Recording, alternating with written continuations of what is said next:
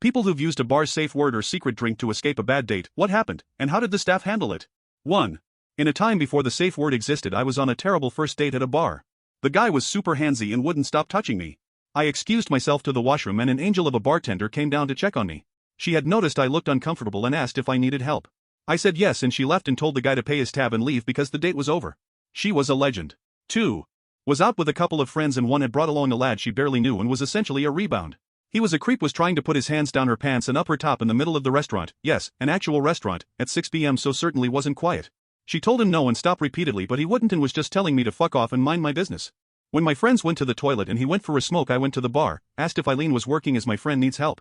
The lad knew what I meant, sent a female staff member to the toilets, radioed the doorman who came over and told the lad he was out of control and needed to leave. The lad threw a punch at the doorman, called me a ferret, then was dragged outside by 2 large doormen. Police were called and no idea what happened after that.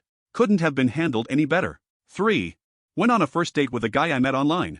I'm 22, he was 38, which I figured might be fine, until he started immediately going on about how girls my age are way more grateful and how he prefers women who haven't been ruined by bad relationships.